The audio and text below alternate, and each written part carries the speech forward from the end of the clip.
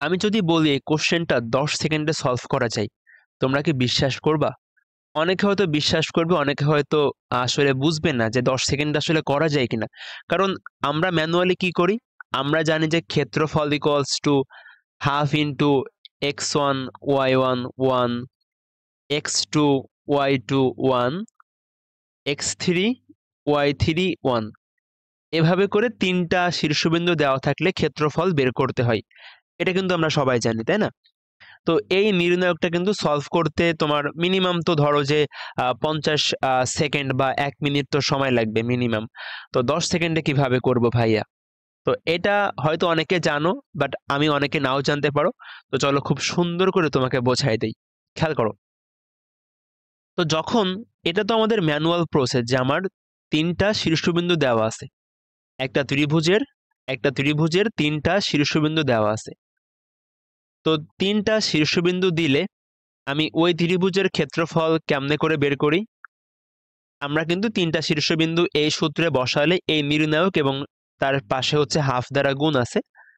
তো এটা সমাধান করে আমি কিন্তু ক্ষেত্রফল বের করতে পারি, তাই না? এটা ম্যানুয়ালি সবাই করবে বা সবাই এটা জানে।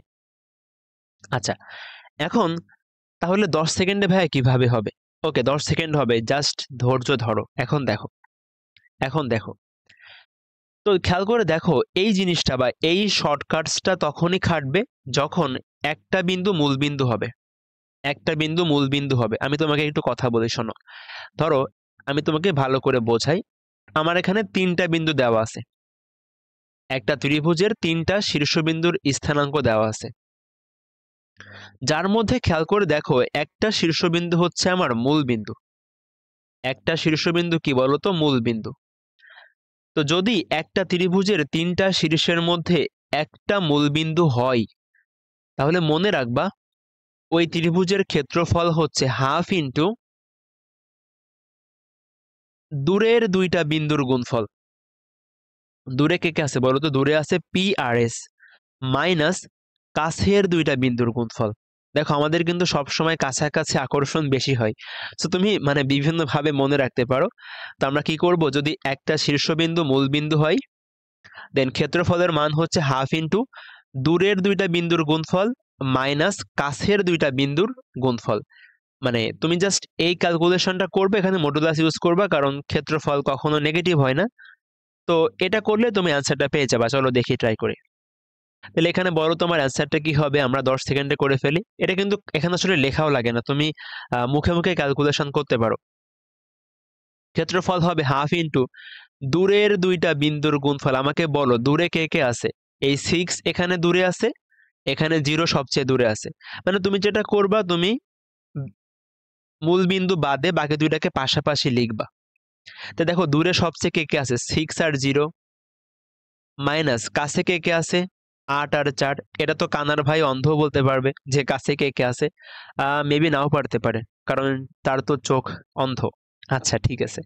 তো দেখো এখানে কত আসে। এখানে মডুলাস ইউজ করো, কারণ ক্ষেত্রফল অলওয়েজ পজিটিভ। এখানে আসবে তোমার 16। তাহলে অ্যান্সার কত? 16। দেখছো, এটা কিন্তু মুখে ক্যালকুলেশন করা যাবে। তুমি জাস্ট যদি সূত্রটা জানো যে একটা শীর্ষবিন্দু মূল বিন্দু হলে ক্ষেত্রফল হচ্ছে হাফ ইন্টু দূরের 2টা বিন্দুর গুণফল মাইনাস কাছের 2টা বিন্দুর গুণফল। সো তুমি দেখবা যখনই তোমার মূলবিন্দু আসবে, তুমি সরাসরি এটা ইউজ করে দিবা, তোমার অ্যান্সার ইনশাল্লাহ চলে আসবে। তো আশা করি কোশ্চেনটা সবাই বুঝতে পারছো। এরপরে যদি কারো এই কোশ্চেন বুঝতে কোনো সমস্যা বা তোমার পড়াশোনা রিলেটেড যে কোনো সমস্যার জন্য তুমি আমার ফেসবুক পেজ অথবা গ্রুপে নক করতে পারো। আমি তোমাকে সর্বোচ্চ সাহায্য করার চেষ্টা করবো ইনশাল্লাহ। তো আজকের ভিডিওটা এ পর্যন্তই। আসসালামু আলাইকুম ওয়া রাহমাতুল্লাহি ওয়া বারাকাতুহু।